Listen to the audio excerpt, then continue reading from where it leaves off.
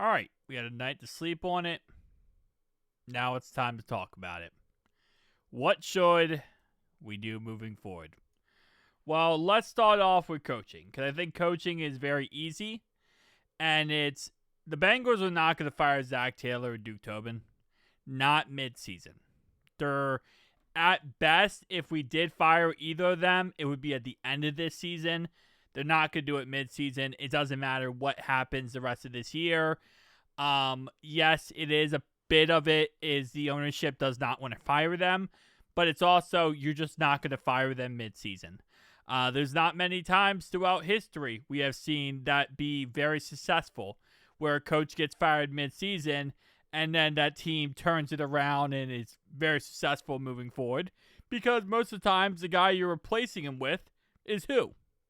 Right? You have to elevate someone else on your coaching staff to be the GM, to be the head coach. And the simple fact is, there's no one on our coaching staff right now who is competent enough to go ahead and do that. You know, the greatest example is when the Colts fired their coach and they made Jeff Saturday their head coach. Did that work? No, it did not work. So they're not going to do it. They're not going to. If they did it, it would have to be maybe like our special teams coordinator could be the head coach. But then who would you make GM? And it's an absolute mess.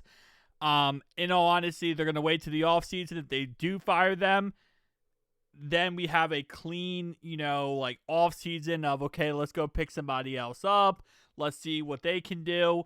You don't want to risk also the chance, if they do fire Zack and Duke right now, which me personally, I want them to, but if I'm thinking about this realistically, they're going to put someone else in there, okay? Then they're going to start this whole crap over again.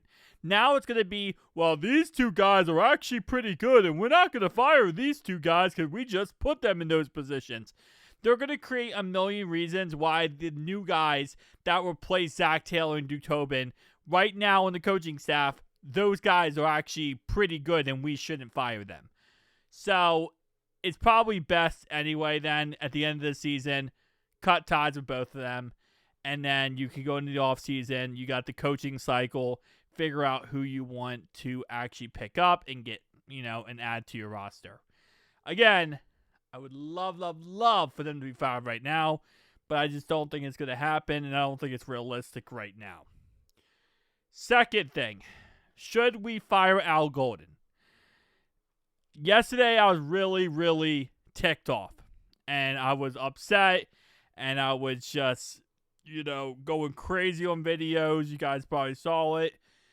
Fact is, Al Golden is in the same position Lou Anarumo was in. It's not a coaching problem. It's clearly a player problem. And it's clearly our players on defense absolutely suck. They don't know how to tackle. They don't know how to play football. And to a certain degree, they're idiots. And I hate to say that, but I just, unless it's malicious on purpose, right? Unless they're on purpose messing up and not playing good for whatever reason, obviously we have a whole NBA scandal right now. They're idiots. They just don't know how to play football. And if that's the case, no matter what coach you put in there, you're not going to get different results. We saw the same crap with Lou Anarumo. We're seeing the same crap with Al Golden. So the idea of firing Al Golden, no. I would say actually no, after thinking about it and looking more into it. We have a player problem. Now, that's more difficult to fix, I'll be honest with you. Because, when a coaching problem with Lou Anarumo, you just fire him and then you pick somebody else up and then bam, automatically, hopefully the coach will be the coach, right? But the problem with our defense is it's not just a simple fix. I know Zach would want you to think it's a simple fix, but it's not a simple fix. So starting off right away, we have a safety issue. Geno Stone sucks. I mean, Geno Stone can't tackle. He misses coverages. He just is not the guy. Jordan Battle, he definitely has had some mistakes. Yesterday, not tackling Justin Fields, instead just letting him throw the pass. He's had some mistakes too. He is young. He is developing more. But this is kind of where our issue is is that we have guys who are young and developing, but they're being forced into roles where the rest of the players around them suck so bad that now they have to actually, step up and be even more of a leader or a star, and they're just simply not there yet, or maybe they won't ever get there. And they're having to be forced in that situation, which ends up hurting them. The fact he's still on the roster, I don't care if we pick up Eli Apple at this point. I'd rather have Eli Apple than Cam Taylor-Britt. Cam Taylor-Britt needs to be released. I get it. Like, again, you could say, well, maybe trade him. Nobody's going to want him. Maybe shop him. If you can shop him and somebody wants him, whatever. If you can do like a trade swap where you give up a 6th and a 7th, whatever, and you swap it around. Honestly, after yesterday's game, I think the statement you need to make from the front office here, you release Cam Taylor-Britt. You get rid of him. You let him go. He caused 2 major penalties yesterday in that game. He also just gets blown in coverage all the time.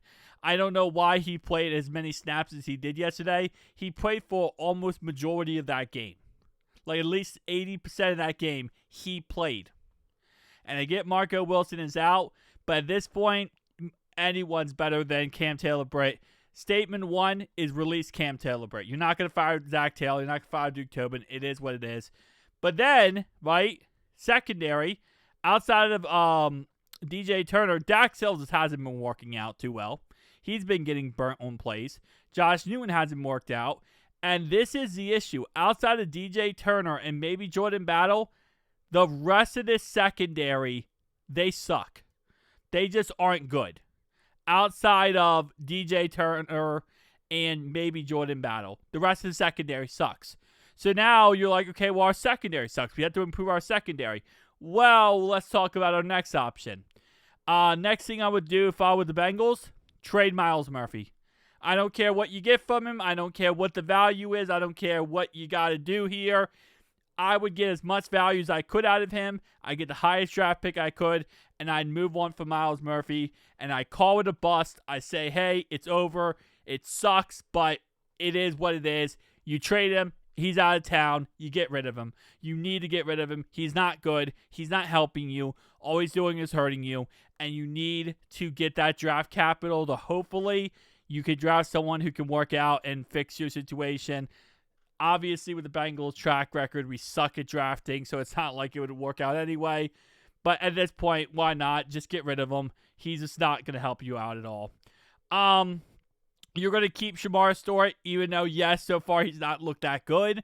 But he is in his first rookie year. You're not going to get rid of a first-round pick rookie, not in his first year. Like Myles Murphy, yeah, you're at a point now, buddy, where you're just going to start cooking it here. But Shamar Stewart, you're going to give him at least 2 year 3 to figure things out. But this is also another issue with this is we drafted the guy who's a project and we needed results quickly. Like we need a guy who can come in and be that guy right away for us. And instead we drafted the guy who's considered a project and it's going to take time to develop and learn. And it makes no sense for us to be the team that did that. That's the stupidest thing we could have done. We could have took Derek Harmon. We could have took Malachi Starks. We could have took pretty much anyone else. Instead, we take a guy who's a project and also had injury concerns this year. And then the whole thing in the offseason. Oh, man, it's ugly. It's ugly. Joseph Asai. I mean, the guy can't pass rush. He's not been doing anything special either. Trey obviously have injuries now, so that's not, fantastic. TJ Slayton hasn't been anything special at all. We thought TJ Slayton was going to be that run stuffer. Yeah, not really. BJ Hill really haven't done much. But again, this is the concept that really is the problem with this defense. It's none of these guys that I'm looking at right now outside of Trey Hendrickson. None of these guys are stars. None of these guys play like stars. And the problem is when you have these guys, when Joseph Asai really sucks in the game and Myles Murphy really sucks in the game, you need somebody else to pick up the slack and be able to really take over. None of these guys can do it because none of these guys are good enough to overcome someone else's mistake and someone else's problem. And that's what we're seeing throughout these games, is when Joseph Asai's having a bad game, then that means Shamar Stewart now is going to have a bad game, because Shamar Stewart's not good enough to overcome Joseph Asai's mistakes. Same thing with Miles Murphy. Same thing with Chris Jenkins. Same thing with BJ Hill, TJ Slayton, Mike Pennell. It all combines together. Where on some teams you see guys elevate each other, no one on this team on defense can elevate each other or themselves to a point where they can overcome mistakes. So now let's get into, in a linebacking core, we got rookie. I don't know how he's not traded at this point, just for draft capital, if anything. Shaka Haywood, he's an undrafted guy who we'll see. Cam Sample out, but he's useless. Let's talk about the next thing. First thing I'd do if I'm the Bengals here, you gotta just trade away Jermaine Burton. I don't know what your issue with him is. I don't know what the problem is. I don't know if he slept with Zach Taylor's wife. I don't know what the hell he did. Okay, I don't know. But at this point, you draft him in the 3rd round. You use a 3rd-round pick on him. Clearly, he's not working out. So I would shop him for a 6th-round pick, maybe a 7th-round pick at this point, and I just get him out of town. I think at this point, he's just not helping you out, and you're wasting a roster spot on the 53-man roster. Every single week, you just make him a healthy scratch. He's not on the IR. He's not injured. He has no setbacks or issues. The guy just does not play. You don't want to play him. You don't want him out there. So get rid of him. I'm tired of seeing him as a healthy scratch when there's no reason for him to be on this roster if you're not going to play him. So I would trade him. I'd try to get a 6. I think, honestly, from a team who's desperate for a receiver, you could probably get a 6th-round pick for him. He was a former 3rd-round pick in the NFL. He was also projected to go in the 3rd round. So I would trade Jermaine Burton, get rid of him. Other than that, on offense, nothing really. I mean, not going to get anything for Jake Browning, let's be honest. But nothing else on offense, really. I would trade away Orlando Brown Jr., but you're not going to do that. There's just not going to be a situation where that works. And again, if you trade away Orlando Brown Jr., who's his backup? Who's the guy who replaces him? Cody Ford? You don't really want that at all either. So at the end of this season, I will say, going into the offseason, if you can trade Orlando Brown Jr. and somebody is stupid enough to want the guy, then I would do that. But right now, there just isn't someone to replace him. So there isn't really a realistic possibility there. So on offense, again, only guy I would trade personally is Jermaine Burton. On defense, I would trade Miles Murphy. He's young. You could probably get some stupid team out there to buy in on his crap and hopefully, make them have to deal with him. Joseph Asai with a 1-year contract. You're not going to trade him. He's going to remain on this roster. I'd cut Cam Taylor-Britt right now. I wouldn't even think twice on that subject. Geno Stone, you're not going to be able to trade him. You're not cutting him because of the line safety depth at this point, but it is what it is at that point. Logan Wilson, you trade him. Get a 6th-round pick for Logan Wilson, whatever. Just get whatever you can out of that. Outside of that, for the immediate roster, that's pretty much it. So that's how I feel about the immediate roster. Can you go in free agency and pick somebody else up? Good. I don't really think there's anyone who's going to change this around. Because again, like I said, this defense is a player problem. The offense is not a problem. We put up 38 points yesterday, okay? The offense is not an issue. Yes, the offense in the second half did not look sexy. They struggled greatly, and they definitely got stopped a couple times. But when you put up 38 points, I don't care if the offense gets stopped a couple times. The defense should be able to not have to give up 39 points in that game. Okay? When you have a 14-point lead in the fourth quarter, you should not give up 2 touchdowns within like 5 minutes. That's freaking ridiculous. But anyway, again, how are you going to fix this defense is the ultimate question. There is no fixing this defense. That's the sad part, right? You're going to have to gut it. You're going to have to go through, and you're going to have to start over from new. And obviously, you don't do that. You can't do that during the season.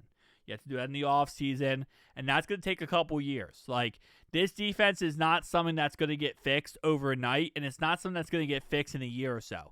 This is going to be a long process.